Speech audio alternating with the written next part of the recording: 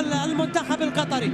ثاني الأهداف في البطولة ضربة جزاء، لمسة يد كانت واضحة على محمد المسلمي. شوف محمد المسلمي منع الكرة الماضية بلمسة اليد، وبالتالي القرار كان صحيح 100% من حكم المباراة السيد مختار صالح.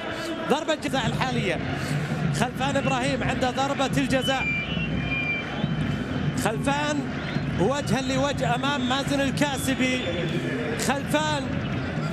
خلفان إبراهيم وضربة الجزاء وانتظار لإذن مختار صالح. خلفان إبراهيم، العنابي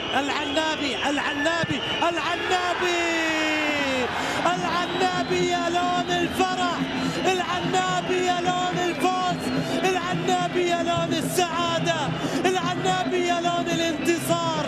خلفان إبراهيم يسجل الهدف الأول في المباراة ويتقدم لقطر بالهدف الأول. خلفان إبراهيم يكرر النجاح الذي فعله في مباراة الإمارات ضربة الجزاء، بل اعتراضا على قرار ضربة الجزاء. لاحظوا الكرة مرة ثانية، نبحث عن ضربة الجزاء. أعتقد أنه قرار مبالغ فيه في هذه اللقطة، وانتهى الأمر. حسين الحضري يتقدم ويعادل النتيجة، بهدف لهدف.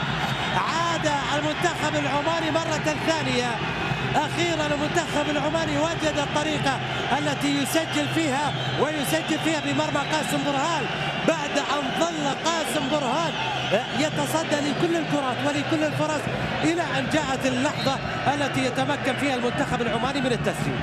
إذا عمان سجلت هدف الآن، عمان سجلت عن البطاقة بهذا الشكل، يعني لقطة باردة، تروح تحتك مع اللاعب وتشترك مع اللاعب بلقطة باردة، أمر غير مطلوب بصراحة، لا من كسولة ولا من غيره، بحاجة 11 لاعب في الملعب.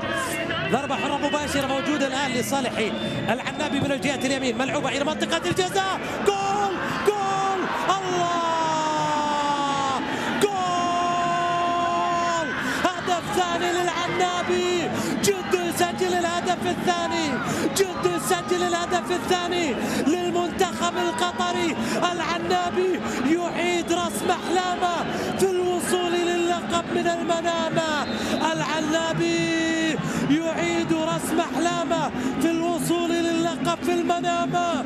هدف ثاني، جدو يسجل الهدف الثاني، 2 للمنتخب العنابي. شوف الكرة الثابتة مرة ثانية، يا ولد يا سلام، الله عليك يا جدو، أي استثمار يا جدو، يا رايق يا جدو.